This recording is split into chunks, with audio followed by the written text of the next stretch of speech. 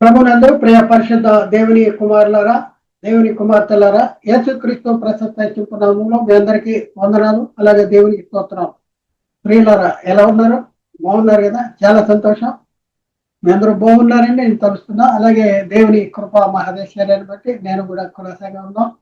ప్రియులారా, మరి ఒక ప్రత్యేకమైన అంశం ద్వారా మరొకసారి మీ చేరులోనికి రావడానికి దేవుడు మాకు అనుగ్రహించిన గొప్ప ఆధిక్యతను బట్టి మరొకసారి దేవునికి కృతజ్ఞత చెల్లిస్తున్నా. దేవునికి స్తోత్రాలు. ప్రియులారా, ఈ రోజు మనము నేర్చుకునే అంశము, మనము బాప్తిజము యేసుక్రీస్తు నామములోనే ఎందుకు పొందవలను, పార్ట్ 5 5వ భాగము. పార్ట్ 5 5వ భాగం. మనం బాప్తిజం యేసుక్రీస్తు నామములోనే ఎందుకు పొందాలి, పార్ట్ 5 5వ భాగము.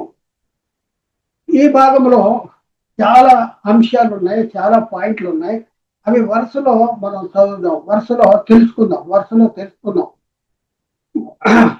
నెంబర్ 1 ఒకటవ పాయింట్, సంఘమునకు యేసుక్రీస్తు ఏమై ఉన్నాడు అనేసి మనం, అంటే యేసుక్రీస్తు నామములోనే ఎందుకు తీసుకోవాలి అంటే, సంఘానికి యేసుక్రీస్తు ఏమన్నాడు? యేసుక్రీస్తు సంఘమునకు మార్గము, సత్యము, జీవమునై ఉన్నాడు. మార్గము, సత్యము. యేసుక్రీస్తు ఏమన్నాడు? యోహాను సువార్త 14:6 యేసు నేనే మార్గాన్ని, సత్యాన్ని, జీవాన్ని, నా ద్వారా తప్ప ఎవడు తండ్రి ఎదుకు రాడు అన్నాడు. నేను మార్గాన్ని, సత్యాన్ని, జీవాన్ని. కాబట్టి యేసుక్రీస్తు ద్వారా తండ్రి దగ్గరికి వెళ్ళాలి. అంటే యేసుక్రీస్తు మహిమను ధరించుకుంటేనే తండ్రి మహిమను ధరించుకున్నట్లు. యేసుక్రీస్తు ఎవరి మహిమను ధరించుకొచ్చాడు? తండ్రి మహిమను ధరించుకొచ్చాడు. మనం తండ్రి మహిమను ధరించుకోవాలంటే మొట్టమొదటి క్రీస్తు మహిమను ధరించుకోవాలి. డైరెక్ట్ తండ్రి మహిమను ధరించుకోవడానికి మనకు వీలు లేదు. నా ద్వారానే తప్ప అంటాడు. యేసుక్రీస్తు ద్వారా తండ్రి దగ్గరికి వెళ్ళాలి. పాయింట్ నెంబర్ 2, యేసుక్రీస్తు సంఘమునకు శిరస్సై ఉన్నాడు. శిరస్సై ఉన్నాడు అంటే ఎక్కడుంది ఆ మాటలు? ఎఫ్సీ పత్రికలో 5:23 క్రీస్తు సంఘమునకు శిరస్సై ఉన్నాడుగా అంటాడు. క్రీస్తు సంఘానికి శిరస్సు. ఆ శిరస్సు మూలముగా సర్వ శరీరము కీళ్ల చేతను, నరముల చేతను అతుకుపడినదై దేవుని వల్ల కలుగు బలముతో వృద్ధి పొందుతున్నదంటాడు. శిరస్సును హత్తుకునేటువంటి బాడీ ఏదైతే ఉందో అది మృతమైంది, మృతము. కాబట్టి శిరస్సును అత్తుకోవాలి. కాబట్టి శిరస్సును అత్తుకోవాలంటే, శిరస్సును క్రీస్తును శిరస్సుగా కలిగి ఉండాలంటే యేసు క్రీస్తును ధరించుకోవాలి. క్రీస్తు నామములోనే మీరు బాప్తిజం తీసుకోవాల్సిన అవసరం ఉంది. అలాగే సంఘము అనే శరీరమునకు ఆయన శిరస్సు అని కూడా బైబిల్లో రాయబడింది. అది ఎక్కడ రాయబడింది? ఇది మూడో పాయింట్. సంఘము అనే శరీరమునకు ఆయనే శిరస్సు. కొలసీ పత్రిక 1:18 సంఘము అనే శరీరమునకు ఆయనే శిరస్సు.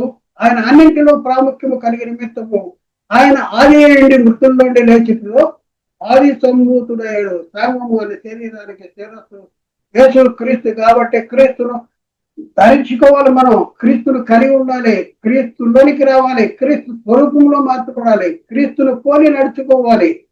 ప్రియులారా, ఒకసారి ఆలోచించేయండి. 4వ పాయింట్, ముఖ్యమైన మూలరాయి. యేసుక్రీస్తు ముఖ్యమైన మూలరాయి అంట. మామూలు మూలరాయి కాదు, ముఖ్యమైన మూలరాయి. 4వ పాయింట్ ఎక్కడుంది? ఎఫ్సీ పత్రిక 2:20 అక్కడ చూస్తే క్రీస్తు యేసే ముఖ్యమైన మూలరాయి ఉండగా అపోస్తలులు, ప్రవక్తలు వేసిన పునాది మీద మీరు కట్టబడి ఉన్నారు. మనం కట్టబడవలసింది ఏంటంటే క్రీస్తు యేసే ముఖ్యమైన మూలరాయి. అపోస్తలులు, ప్రవక్తలు వేసిన పునాది. ప్రియులారా, మనం ఒకసారి ఆలోచించండి. ఎందుకు అంటే, అపోస్తలుల బోధ ఎవరి బోధ అంటే క్రీస్తు బోధ. అపోస్తలులు ఎలా ప్రకటన చేశారంటే పరిశుద్ధాత్మ ద్వారా ప్రకటన చేశారు. పరిశుద్ధాత్మ బోధ ఎవరిదంటే క్రీస్తు బోధ. టోటల్ గా మనం ఆలోచించుకుంటే అపోస్తలులు ప్రకటన చేసిన బోధ క్రీస్తు బోధ. కాబట్టి క్రీస్తు యేసే ముఖ్యమైన మూలరాయి. సంఘానికి మూలరాయి ఎవరు అంటే క్రీస్తు. 5వ పాయింట్, ఈ పునాది యేసు క్రీస్తు అంటాడు.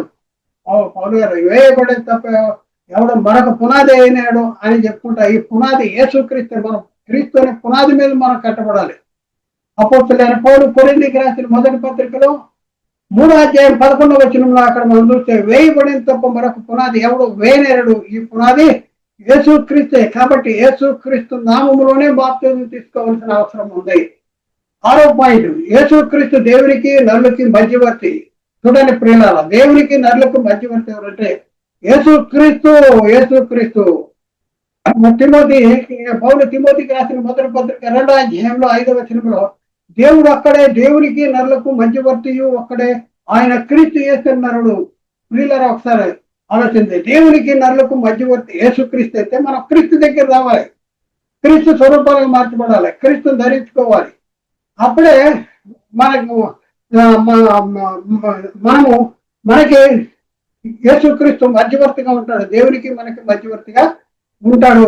క్రీస్తు నామంలో బాప్తిజం తీసుకోవాలి, యేసుక్రీస్తును ధరించుకోవాలి, యేసుక్రీస్తులోనికి బాప్తిజం తీసుకోవాల్సిన అవసరం ఉంది. అప్పుడే దేవునికి నరులకు మధ్యవర్తి ఒక్కడే ఆయన క్రీస్తు చేస్తున్న నరుడంటే మనం క్రీస్తు దగ్గరికి రాగలము. మనకి కూడా మధ్యవర్తిగా దేవునికి మనకి మధ్యవర్తిగా యేసుక్రీస్తు ఉంటాడు. అలాగే 7వ పాయింట్ ఏంటంటే యేసుక్రీస్తు తన ద్వారా దేవుని ఎందుకు వచ్చి వారి పక్షాన విజ్ఞాపన చేయటకు నిరంతరం జీవిస్తున్నాడు. మనకి అంటే యేసుక్రీస్తు అంటే తన ద్వారా దేవుని ఎందుకు వచ్చి వారి పక్షాన అంటే తన ద్వారా దేవునిది. మనం ఎవరి ద్వారా దేవుని దగ్గరికి వెళ్ళాలి ఒకసారి ఆలోచించండి. ఎవరి ద్వారా దేవుని యేసుక్రీస్తు ఏమన్నా నా ద్వారా తప్ప ఎవరు తండ్రి దగ్గరికి రాలేడని. ఇక్కడ మనం చూసుకుంటే తన ద్వారా దేవుని వద్దకు వచ్చి వారి పక్షాన విజ్ఞాపన చేయటకు ఆయన నిరంతరము జీవిస్తున్నాడు. ఎబ్రీ పత్రిక 7:25 ఈయన తన ద్వారా దేవుని వద్దకు వచ్చి వారి పక్షాన విజ్ఞాపన చేయటకు నిరంతరము జీవించుతున్నాడు కనుక వారిని సంపూర్ణంగా రక్షించడానికి శక్తివంతుడై ఉన్నాడు అనేసి 7వ పాయింట్లో మనం నేర్చుకున్నాం. 8వ పాయింట్ మన కొరకు విజ్ఞాపన కూడా చేయవాడు ఆయనే. మన కొరకు విజ్ఞాపన మనకు తండ్రి దగ్గర మన కోసం విజ్ఞాపన చేస్తున్నాడు. యేసుక్రీస్తు ఇప్పుడు ఉన్న పరిస్థితుల్లో మృతుల్లోనే తిరిగి లేచిన తర్వాత తండ్రి కుడిపార్శానికి వెళ్ళిన తర్వాత 2 కార్యాలు జరిగిస్తున్నాడు. ఒకటి రాజరికము జరిగిస్తూ ఉన్నాడు, రెండవది యాజకత్వము జరిగిస్తూ ఉన్నాడు. రాజరికం జరిగిస్తున్నాడు, యాజకత్వము. ఇప్పుడున్న పరిస్థితులు మన కొరకు తండ్రికి విజ్ఞాపన చేస్తున్నాడంట. రోమా పత్రిక 8వ అధ్యాయంలో 34 మనం పరిశీలన చేస్తే శిక్ష విధించిన వాడెవడు చనిపోయిన క్రీస్తు యేసు, అంతేకాదు మృతుల్లోండి లేచిన వాడును దేవుని కుడిపార్శ్వమున ఉన్నవాడును మన కొరకు విజ్ఞాపనము కూడా చేయవాడును ఆయనే అంటాడు. చూడండి, మన కొరకు విజ్ఞాపన చేస్తున్నాడు ఎవరు అంటే చనిపోయిన క్రీస్తు యేసే. ఆయన మృతుల్లోండి లేచాడంట, దేవుని కుడిపార్శ్వమున ఉన్నాడు. ఏం చేస్తున్నాడు? మన కోసం తండ్రికి విజ్ఞాపన చేస్తా ఉన్నాడు అనేసి లేఖనాలు రాయబడింది. 9వ పాయింట్ మనం నేర్చుకున్నాం. ఎవడైనా పాపము చేసిన నీతిమంతుడైన యేసుక్రీస్తు ఉత్తరవాది తండ్రి యొద్ద మనకు ఉన్నాడు. చూడండి, ఎవడైనా పాపం చేస్తే చూడండి క్రీస్తులోనికి బాప్తిజం తీసుకోమనుకు మనం ఎవరం అంటే పాపము. మనం పాపం చేశాను కనుక యేసుక్రీస్తు దగ్గరకు వచ్చాం. అందుకనే పాపము చేసిన ఎడల నీతిమంతుడైన యేసుక్రీస్తు తండ్రి యొద్ద మనకి ఉన్నాడు, తండ్రి దగ్గర ఉన్నాడు. కాబట్టి నువ్వు ఎలాంటి పరిస్థితుల్లో ఉండు, ప్రభు నేను పిలుస్తా ఉన్నాడు. యేసుక్రీస్తు దగ్గరికి రా, యేసుక్రీస్తు దగ్గరికి వచ్చి క్రీస్తులోని బాప్తిజం తీసుకుని క్రీస్తుని ధరించుకో.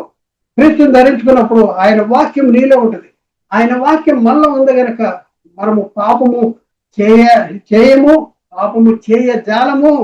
క్రీస్తులోకి వచ్చిన తర్వాత మనము ఆయన వాక్యాన్ని మన హృదయంలో ఉంచుకుంటే మనం పాపము చేయజాలము అనేసి మనం తెలుసుకోవాల్సిన అవసరం ఉంది. యోహాను రాసిన 1వ పత్రిక 2వ అధ్యాయము 1-2 చిన్నపిల్లలారా మీరు పాపము చేయకుండా ఈ సంగతులు మీకు వ్రాయిస్తున్నాను. ఎవడైనా పాపము చేసిన నీతిమంతుడైన యేసుక్రీస్తును ఉత్తరవాది, అడ్వకేట్ అంట. ఉత్తరవాది అంటే అడ్వకేట్. ఎక్కడ మనకి అడ్వకేట్ ఉన్నాడంట. ఈ లోక సంబంధంగా మనం చూసుకుంటే కొంతమంది అడ్వకేట్లు ఉంటారు ఒకరి తరపున వాదించటానికి.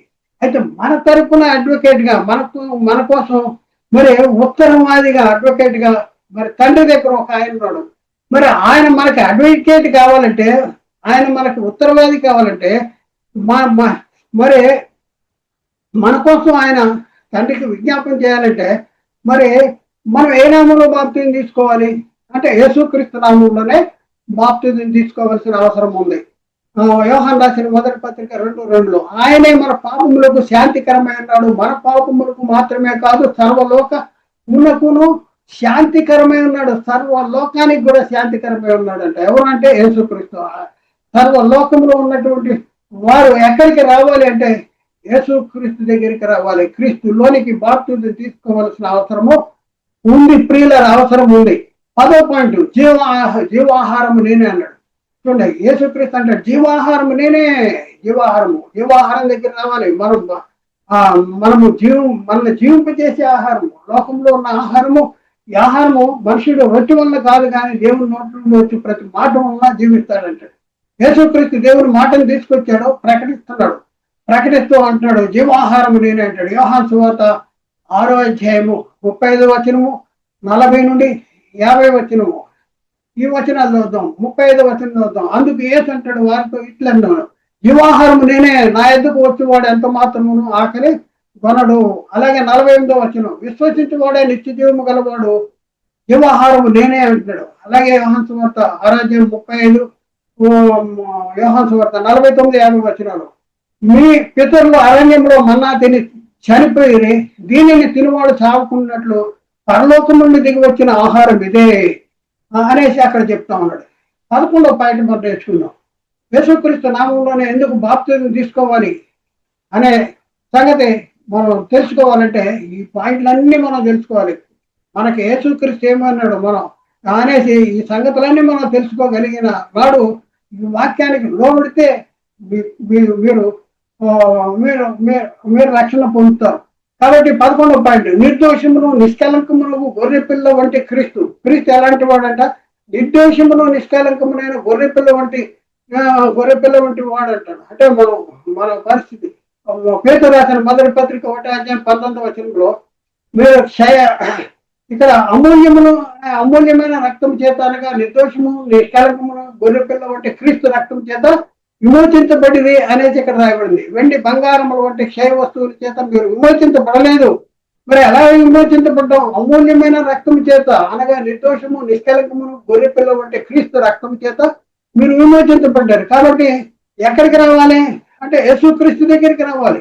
దేవుడు మనల్ని ఎవరిలో నియమించాడు? జగత్తు పునాది వేయబడకమును క్రీస్తునే నియమించాడు. మనము ఎవరి దగ్గరికి వచ్చే తండ్రి దగ్గరికి వెళ్ళగలము? ఎవరి మహిమను ధరించుకుంటే తండ్రి మహిమ ధరించుకోగలము అంటే క్రీస్తునందు ఉన్న వారమే సత్యవంతుని అంటాము. నా ద్వారా తప్ప తండ్రి దగ్గరికి ఏకిపోలేడు అంటాడు. క్రీస్తు రక్తం చేత విమోచించబడ్డారు అంటాడు. 12వ పాయింట్, గొర్రెలు పోవు ద్వారాన్ని నేనే అంటాడు. ఆయన ద్వారం అంట. దేనికి ద్వారం? గొర్రెలు పోవు ద్వారాన్ని నేనే అంటాడు. ఎక్కడ? యోహాను సువార్త 10వ అధ్యాయం 8వ వచనం, గొర్రెలు పోవు ద్వారము నేనే, నాకు ముందుగా వచ్చిన వారందరూ దొంగలు దోచుకున్న వారే ఉన్నారు, గొర్రెలు వారి స్వరము వినలేదు అంటాడు. నేను గొర్రెలు పోవు ద్వారం అంటే మనం పరలోకం వెళ్ళాలంటే యేసుక్రీస్తు ద్వారానే పరలోకం వెళ్ళగలము. నేనే మార్గాన్ని సత్యాన్ని జీవాన్ని అన్నాడు. తండ్రి దగ్గరికి వెళ్ళటానికి క్రీస్తు మార్గం. అంటే క్రీస్తుని ధరించుకుంటేనే తండ్రి దగ్గరికి మనం తండ్రి మహిమను ధరించుకోగలం, క్రీస్తు మహిమను ధరించుకుంటే. అలాగే 13వ పాయింట్, నేను గొర్రెలకు మంచి కాపరిని అంటాడు. ఆయన గొర్రెలకు మంచి కాపరి. ఇక్కడ మనం చూస్తే మా గొర్రెల కాపరి దగ్గరికి మనం వెళ్ళాలి. అంటే ఆయన మహిమను మనం ధరించుకోవాలి, ఆయన్ని వెంబడించాలి.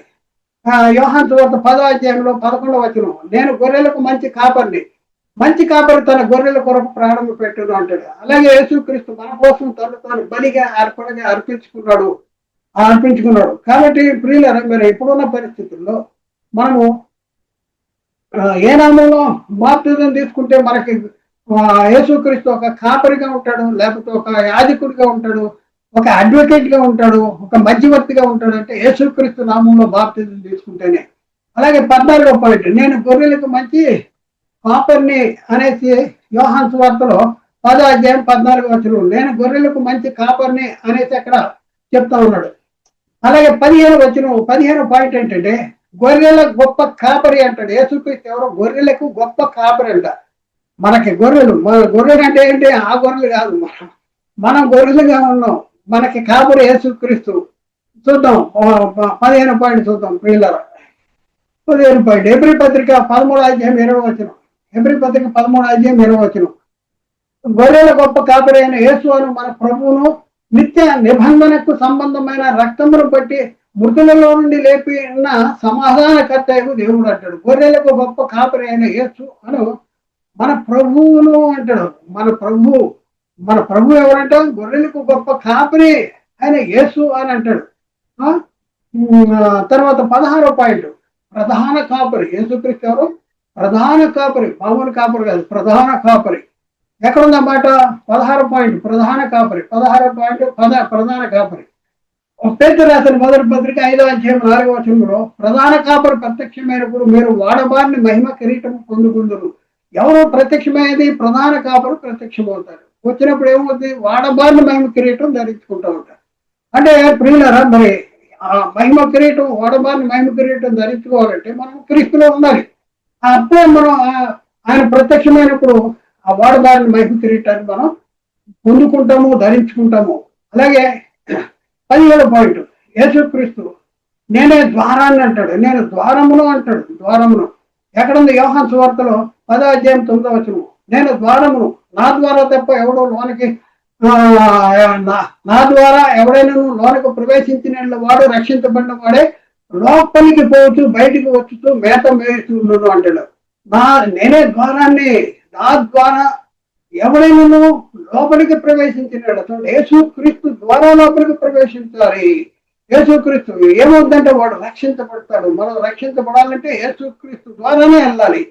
యేసుక్రీస్తు ద్వారా ఎక్కడికి? తండ్రి దగ్గరికి వెళ్ళాలి. రక్షణ పొందుతాం. అలాగే 18వ పాయింట్ లో నేను ఈ లోకములకు వెలుగుగా వచ్చి ఉన్నానంటాడు. యేసుక్రీస్తు వెలుగే ఉన్నాం. ఆయన వెలుగు, మనం కూడా వెలుగు సంబంధాల వల్ల ఉంటాయంటే మనం క్రీస్తును దగ్గరికి రావాలి. క్రీస్తును ధరించుకుంటే మనం కూడా వెలుగు సంబంధాల వల్ల మనం ఉంటాం. యోహాను సువార్త 12:46 ఆయన విశ్వాసము ప్రతి వాడు చీకటిలో నిలిచి ఉండకుండాన్నట్లు నేను ఈ లోకములకు వెలుగుగా వచ్చి ఉన్నాను. చూడండి, ఆయన ఎందుకు విశ్వాసం ఉంచేవాడంట, చీకటిలో నిలిచి ఉన్నాడంట. అందుకనే ఆయన వెలుగుగా ఈ లోకానికి వచ్చాడు అంటాడు. కాబట్టి యేసుక్రీస్తు దగ్గరికి వచ్చి క్రీస్తుని ధరించుకుంటే, క్రీస్తు నామంలో బాప్తిజం తీసుకుంటే మనం కూడా వెలుగుగా ఉంటాం. 19వ పాయింట్, యేసు నేను లోకములకు వెలుగును అంటాడు. నేను లోకానికి వెలుగును. ఎక్కడున్నమాట? యోహాను సువార్త 8వ అధ్యాయం 12వ వచనం. యేసు మరలా నేను లోకములకు వెలుగును, నన్ను వెంబడించి వాడు చీకటిలో నడవక జీవపు వెలుగు కలిగి ఉండి నేను వారితో చెప్పాను. మనం జీవపు వెలుగు కలిగి ఉండాలంటే వెలుగైన, లోకానికి వెలుగైన క్రీస్తు దగ్గరికి మనం రావాలి. 20వ పాయింట్, మనకు జీవమైన క్రీస్తు ఏంటంటే మనకు జీవము ఎవరు అంటే క్రీస్తు అనేసి 20వ పాయింట్ లో మనకు జీవమైన క్రీస్తు. కొలస్సీ పత్రిక 3వ అధ్యాయం 4వ వచనం. మనకు జీవమైన క్రీస్తు ప్రత్యక్షమైనప్పుడు మీరు ఆయన మహిమను ప్రత్యక్షపరచబడుదురు అంటాడు. మనకు జీవము యేసుక్రీస్తు. అలాగే 21వ పాయింట్, ఆ కుమారుని యందు మనకు విమోచన అనగా మన పాప క్షమాపణ అంట. కుమారుని యందు ఎవరు? ఆ కుమారుడు యేసుక్రీస్తులో విమోచన అంట, పాప క్షమాపణ. ఎలా జరుగుద్ది? యేసుక్రీస్తు దగ్గర రావాలి, పాప విషయంలో చనిపోవాలి, ఆయన మరణంలోనూ ఆయన పునరుద్ధానంలోనూ మనం పాలివారం కావాలి. అలా అయినప్పుడు మనకి విమోచన, పాప క్షమాపణ అనేది జరుగుద్ది. 21వ పాయింట్ ఎక్కడ మాట? కొలస్సీ పత్రిక 1వ అధ్యాయం 14వ వచనం. ఆ కుమారుని యందు మనకు విమోచన అనగా పాప క్షమాపణ కలుగుతున్నది అంటాడు. 22వ పాయింట్, అమూల్యమును సజీవమైన రాయి అంటాడు. యేసుక్రీస్తు ఏంటి? అమూల్యమును సజీవమైన రాయి అనేసి ఎక్కడ పేతురు రాసిన మొదటి పత్రిక 2వ అధ్యాయం 4వ వచనం. మనుషుల చేత విసర్జించబడినను దేవుని దృష్టికి ఏర్పరచబడినది అమూల్యమైన సజీవమైన రాయి ప్రభువునందుకు వచ్చిన వారే అంటాడు. మనం ఎవరి దగ్గర రావాలంటే అమూల్యమును సజీవమైన రాయి అయినటువంటి ప్రభు దగ్గరికి రావాలి. అక్కడ రావాలంటే మనం ఏ నామంలో బాప్తిజం తీసుకోవాలంటే యేసుక్రీస్తు నామంలో బాప్తిజం తీసుకోవాలి. 23వ పాయింట్, నేను ముఖ్యమును ఏర్పరచబడినదని అమూల్యమైన రాతిని సీఎంలో స్థాపించి ఉన్నాను అనేసి బైబిల్లో రాయబడింది. చూద్దాం ప్రియులారా వచనాన్ని. పేతురు రాసిన మొదటి పత్రిక 2వ అధ్యాయం 6వ వచనం. ఏలైనగా ఇదిగో నేను ముఖ్యమును ఏర్పరచబడినదను అమూల్యమునకు మూలరాతిని సీఎంలో స్థాపించి ఉన్నాను, ఆయన యందు విశ్వాసం ఉంచువాడు ఏ మాత్రమును సిగ్గుపట్టు అను మాట లేఖనమునందు వ్రాయబడి ఉన్నది అనేసి బైబిల్లో రాయబడింది. బ్రాకెట్లో యెషయా గ్రంథము 28వ అధ్యాయము 16వ వచనం. ఇప్పుడు 24వ పాయింట్ మనం నేర్చుకుందాం. దేవుని వాగ్దానములు ఎన్ని అయినను అనేను క్రీస్తునందు అవునన్నట్లుగా ఉన్నాయి. చూడండి, దేవుని వాగ్దానాలు ఎన్నైనా ఉన్నాయి, అవన్నీ కూడా క్రీస్తులో అవునన్నట్లుగానే ఉన్నాయంట. క్రీస్తులో అవునన్నట్టు పౌలు కొరింథీయులకు రాసిన 2వ పత్రికలో 1వ అధ్యాయం 20వ వచనంలో దేవుని వాగ్దానములు ఎన్ని అయినను అవన్నీ కూడా క్రీస్తునందు అవునట్లుగా ఉన్నాయి. కనుక మనము ఆయన ద్వారా దేవునికి మహిమ కలుగుటకై అవి ఆయన వలన నిశ్చయములై ఉన్నవి. ఆయన వలన నిశ్చయములై ఉన్నంట. ఆయన ద్వారా అక్కడ ఏమంటే మన మన ద్వారా దేవునికి మహిమ కలిగినట్లు అంటాడు. మన ద్వారా ఎవరికి మహిమ కలగాలి? దేవునికి మహిమ కలగాలి. అందుకనే అవి ఆయన ఏందో నిశ్చయమే ఉన్నాయి. కాబట్టి దేవుని వాగ్దానాలు ఎన్నైనా అవి క్రీస్తునందు అవునన్నట్లుగా ఉన్నాయి. కాబట్టి మనం క్రీస్తు దగ్గరికి రావాలి. క్రీస్తు దగ్గరికి వచ్చి క్రీస్తులోనికి బాప్తిజం తీసుకోవాలి. క్రీస్తు దగ్గర రావాలంటే 25వ పాయింట్, పునరుద్ధానమును జీవమును నేనే అంటాడు. పునరుద్ధానము జీవము నేనే ఎక్కడుందన్నమాట? యోహాను సువార్త 11:25 అందుకే యేసు పునరుద్ధానము జీవము నేనే, నా యందు విశ్వాసం ఉంచువాడు చనిపోయిన బ్రతుకును, నా యందు విశ్వాసం ఉంచువాడు చనిపోయిన ఆత్మ సంబంధంగా చనిపోయిన కూడా బతుకుతాడంట. బతికిన ఆయన విశ్వాసం ఉంచువాడు ఎన్నటికీ చనిపోడు అంటాడు. కాబట్టి ప్రియులారా ఒకసారి ఇక్కడ బతికిన ఆయన విశ్వాసం ఉంచువాడు అంటే నాయందు విశ్వాసం ఉంచువాడు చనిపోయినా బ్రతుకుతాడు అంటాడు. చనిపోయిన అంటే ఎక్కడ చనిపోతున్నావు? చనిపోయినా బ్రతుకుతాడు. కాబట్టి ప్రియులారా ఒకసారి ఆలోచించండి. 26వ పాయింట్, నేను లోకమును జయించి ఉన్నానంటాడు. నేను లోకాన్ని జయించి ఉన్నాను. ఎక్కడున్నమాట? యోహాను సువార్తలో 16:33 నా యందు మీకు సమాధానం కలిగినట్లు ఈ మాటలు మీతో చెప్పుతున్నాను. లోకములో మీకు శ్రమ కలుగును, ఆయనను ధైర్యం తెచ్చుకుని నేను లోకమును జయించి ఉన్నాను అని. లోకాన్ని జయించాడు యేసుక్రీస్తు. మనము కూడా క్రీస్తులో ఉంటే లోకాన్ని జయించిన వారము అవుతాము. అలాగే 27వ పాయింట్, అపోస్తలుడును ప్రధాన యాజకుడు. యేసుక్రీస్తు ఎవరు? అపోస్తలుడు అంట, ప్రధాన యాజకుడు. అపోస్తలుడు ప్రధాన యాజకుడు ఎక్కడున్న మాటలో? హెబ్రీ పత్రిక 3:1 ఇందువలన పరలోక సంబంధమైన పిలుపులో పాలు పొందిన పరిశుద్ధ సహోదరులారా, మనము ఒప్పుకున్న దానికి అపోస్తలుడును ప్రధాన యాజకుడైన యేసు మీద లక్ష్యం ఉంచండి. మనం ఒప్పుకున్న దానికంటే అపోస్తలుడును ప్రధాన యాజకుడు. చూడండి, అపోస్తలుడు అంటే ప్రధాన యాజకుడు మన కోసం తండ్రికి విజ్ఞాపన చేస్తా ఉన్నాడు.